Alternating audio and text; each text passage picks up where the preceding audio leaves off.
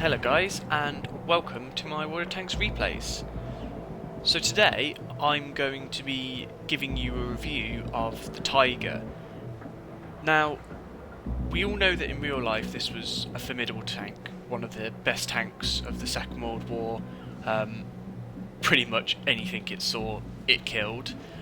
But in World of Tanks, that's sort of the case, but at the same time, sort of not. And I'm going to be demonstrating this to you by looking at its characteristics in the garage. So it's basically how it looks on paper, and then I've got a review later on that is going to show you how this tank actually performs in a battle. So to start with, I'm going to look at the pros of this tank. What are the good things about it? And, well, the most striking thing is its gun. That massive, great big, filthy 88mm gun, the derivative of the classic 88 on the flak anti-aircraft guns. In real life, brilliant gun, amazing, one of the best guns in the war. In my opinion, it pips the British 17-pounder gun, but that's a debate for another day, or maybe even in the comments section. But here in World of Tanks, that, in my opinion, is most certainly mirrored. It has good penetration, 203mm, an average damage of 240. In my opinion, that's decent. Of course, it's not on par with your Russian heavies. I mean, nothing is really. They just walk up to you, derp you in the face, and then run off cackling with glee. This gun is more suited to sitting a bit further away from the front lines and then just sniping away at weak spots, or just being a nuisance really. This gun, although it doesn't have the biggest amount of average damage that you're ever going to see, it will cause people problems, because as we all know, that even the smallest amount of damage eventually adds up. The rate of fire of this gun is amazing, 9.3. I mean, you see in the replay I've got for you, if you keep this gun firing, the damage will rack up, and you can have some spectacular games in this. The reload time of 6.4 contributes amazingly to the versatility of this gun, and how you can just tear apart opponents in less than a minute, really. The mobility of this tank it's okay. I mean, it's 40 forwards, 12 back. 40 as a top speed is good. I mean, it will get you around. It's faster than some of the other heavies around, like off the top of my head, the Japanese heavies. This will just run away from them. But the 12 reverse speed, that can cause a problem if you get yourself into a tight situation that you want to extricate yourself from. That reverse speed can cause you problems and does begin to limit, like, how you can get out of a sticky situation. So let's say you're in a bottleneck, you decide to advance into that bottleneck thinking that there's no one on the other side, and then two tanks appear. You've got, your only real option is to just power on forwards, because I mean, 12 going back, you're just going to be there for ages with these tanks able to just continuously penetrate your armour. And I think that actually is a good time to move on to the armour. Let's start with the good points. The hit points, 1,500, is good. It's got some good survivability. You can last for a while against a couple of enemies if it's 2-on-1. You can survive. But the one thing I would say about this tank is do not rely on its armour.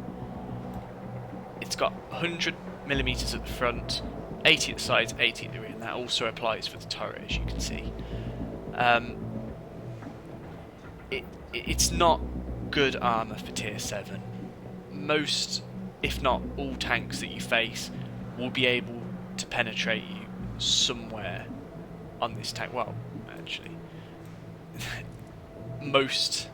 all things can penetrate you from the side, but most should be able to penetrate your front armour.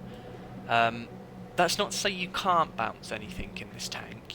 You can, but you shouldn't go into an engagement thinking, right, my armour's going to hold up on this, I'm going to be able to sail through, because that just isn't the case. It will not work. So yeah, your main advantage with this tank against any other tier 7s or tier 8s or tier 9s that you might face is the gun. The gun is the shining feature of this tank. This tank lives and dies by that gun. That's the only thing that really makes this tank stand out, because the rest of it is mediocre at best. I mean, as I said, the mobility of it isn't too bad, but the armour just isn't good enough for tier 7. So the engine, also while we're talking about the mobility, I found that both engines are good. I mean, they don't change your top speed or your reverse. It just gives you a bit more engine power, so you can accelerate and get to that top speed just a little bit quicker, which is good for getting around places quite quickly, but it's not the be all and end all. I've been using this Maybach HL210 for most of my time in this tank, and it served me well. So, I mean, the top engine isn't... It's not to say the top engine's not bad, it's just that you can live with the stock engine. I mean, it's just not really going to bother you that much. One other thing that I do think I do need to point out is also the progression to this 88mm gun. It's a tough grind using the 7.5mm gun and the 105mm derp gun. It's tough, and it's a long grind. I mean, as you can imagine, the howitzer is rated as a tier 5 gun, and in a Tiger you can expect to face tier 9s. I mean, it's not good enough, really. So, with that said, I would highly recommend that you unlock this 88mm gun that is also found on the VK3601, a tier below. There it is. Now on this tank, that 88mm gun is fantastic. It is. I really enjoyed playing VK 3601 with that gun. Now on the Tiger, it's perfectly adequate. It will serve you well. But as you'll be facing tier 8s and tier 9s with that gun, it's just okay, really, on the Tiger. It's nothing to go home shouting about.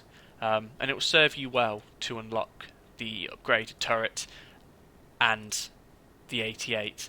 And trust me, all your hard work, your tears of rage when you just can't seem to do anything, they will all be worthwhile when you get that upgraded gun. The 88mm is what this tank is about, and trust me, it'll be well worth it when you can use that gun, because this tank becomes fantastic. So yeah, that's pretty much everything you really need to know about this tank in the garage in terms of its stats and numbers. I've got a replay coming up for you now that will put those numbers and I suppose the theory into practice now. So we'll move into that now. So here we are. We're in a tier 8 game on Airfield. It turns out to be quite a decent matchup, really. I mean, you can look at the stats of both the teams now and think that our team is just going to walk over the other team, but that's not really the case, because the enemy team do put up a good fight. So enough about the enemy teams. This is meant to be focused on the tank, and from now on it's going to be focused on this tank. So as soon as this replay starts, you're going to be able to see the mobility of this tank. At this moment, I only had the stock engine, I didn't have the upgraded one. So, I mean, it's decent. I mean, as you can see, it's taken us a bit of time to get up to 40, because it will do that speed limit on whatever ground it says. Here you go. But what also is a bit of a factor of why it's not really getting to that limit straight away is the fact that this is it's sand, so you're not really going to get to the top limit with that. Just let me change this to tank clean. There we go. Also, we're going up the hill as well now. This tank is quite heavy, so you will chug up hills quite slowly. So we're taking a position near the middle of the map, in this area where quite a lot of the heavies do tend to appear. So we poke around the corner here, hoping that a tank will appear and we'll be able to start putting this gun to work. It's just does become a bit of a snooze fest at the beginning of this game, but trust me, it heats up very, very, very quickly. And it starts off with that ISU 152. Now, watch the rate of fire of this gun. This really does put it into perspective, in my eyes, that this is the gun at its best. And we do get lucky with the fact that ISU didn't hit me. I don't know if he's using BL10, so let's just assume he is. So yeah, just look at this. I'm just absolutely decimating some ISU 152, and there you go. I have done 1,010 damage to that ISU. I don't know why I was going 100. I mean, no. But the point is we have just destroyed him, and that's all down to the 9.3 rate of fire. It's just incredible. That's a badly aimed shot. This second shot, I mean, the 203mm penetration is more than the side of T-32's turret. And this is where it starts getting a bit hairy, because I am now facing all those three tanks that you've seen ahead, the T-32, IS-3 and the VK 4502A are tier 8 heavies. And those T-3485 can pose a problem if it's on your flank, and there you go. See, you can bounce things on this tank, but I would not advise you just thinking, oh yeah, this can survive a beating, because you will not bounce shots all the time. Some will get through. So at this point, I'm now thinking that I cannot push round the corner to the left to engage those heavies. I can't go to the right because those heavies will shoot me up if I go left. That T-3485 will also light me up as well. So at this moment in time, I'm a little bit stuck in terms of a decision of what I want to do. So I just hang tight for a bit because all of the friendlies who were surrounding me have disappeared off down there. And there we go, see. And now those friendlies that disappeared off down are getting lit up by that IS-3. So at the minute I'm considering going up to that like little hiding spot, I suppose. It's where the medians tend to go to at the start of the match to get some nice sniping spots in. So I advance forwards to try and take the fight to that VK. He moves back. And at this moment in time, I can afford to take a couple of hits. I mean, I'm still at full health, so it's not a bad situation to be in, but in the end I decided I'm going to break contact and I'm going to reverse, because for them to take on that friendly to my right, I think it's T34, yeah, it's T34, they'll have to expose their side to me and then I can start peppering them, being a real nuisance. And also I can get some nice shots down below, and as you can see that T32 just took out friendly T34, and he starts coming out and seems to forget that I'm actually up here. I take him out though. So I'm pretty much alone in this area of the map. I mean, there's a spare Panzer 1C helping me out, and I suddenly take a shot from that SG-100, which I had no idea, or didn't really anticipate was going to be there. This VK just decides he's going to come out there. That's pretty much suicide. There you go, I kill him. It's like, what was he thinking? Did he think he could really destroy me? I mean, I had more than half of my hit points. He was only on like 140 or so, was it? Was it 331? No, it was 198, that's it. Got XVM, should know that, duh. So yeah, then I start putting shots at SU. Yeah, I had no idea what the VK was thinking. I mean, I don't know what was going through his head. He could have taken me out. So anyway, this match is starting to come to an end now. I finally seize my opportunity and try and go after that IS-3, but he's taken out before I can get there. Now watch this shot. What? One.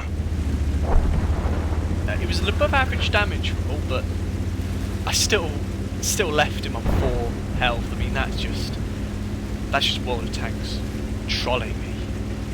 So anyway, that's the end of that match. So this replay did show the rate of fire off of this tank and how amazing it can be. We're going to move to the post-battle results now, just to see how we did, see what sort of credits we made from this, the amount of shots that we took, the amount that we hit. So I'll see you then. So here are the post-battle results. We managed to secure a first class mastery badge, 5 for effect, and the Tanker Sniper medal, which pretty much sums up the 88 gun on the Tiger. It is a sniper's gun, and that's how you should use it. I mean, in that replay, I kind of misused the Tiger in the sense that I attempted to brawl with it slightly, and you really shouldn't do that. But with the engagement with the ISU, that's more like how you should use that gun. It should be more about sitting back and just taking accurate shots and just decimating opponents. If we move over to the team scores, we can see we came second on damage done, which for a tier 7 tank in a tier 8 game is very good. I mean, especially as we caused 2,613 damage and destroyed 3 tanks. That's not a bad contribution, really. If we move over to the detail reports as well, we fired 15 shots, 13 direct hits, and 12 penetrations. So there are a couple of shots there that we fired either missed or bounced. So it's not bad. I mean, 203 millimeters of penetration, it's good. It's adequate. You'll penetrate a lot of tanks that you do face. However, of course, if you hit an angle wrong, or you don't really aim the shot well, it will bounce. That's just part of the game, really. Um, but overall, this replay did show off that gun and how brilliantly amazing it can be if you use it correctly in the right situation. Um, so yeah, this is a bit of a longer video than usual. Let me know down in the comments whether you prefer this or not, or whether you think I should go back to making a bit shorter ones. I do tend to ramble on quite a lot, so yeah, that's my bad. So thank you for watching this review. If usual, if there was anything that I did during that replay that you thought I could have improved upon, please do leave your suggestions in the comments below. If you also did enjoy this review, as it is the first one that I've done, please show your support by subscribing and liking this video, and commenting as well if there is anything I can improve upon this, or whether you do like me doing these or not. I do greatly appreciate your feedback. It's how I improve, really. So yeah, again, thank you for watching this video, and I'll see you again next time.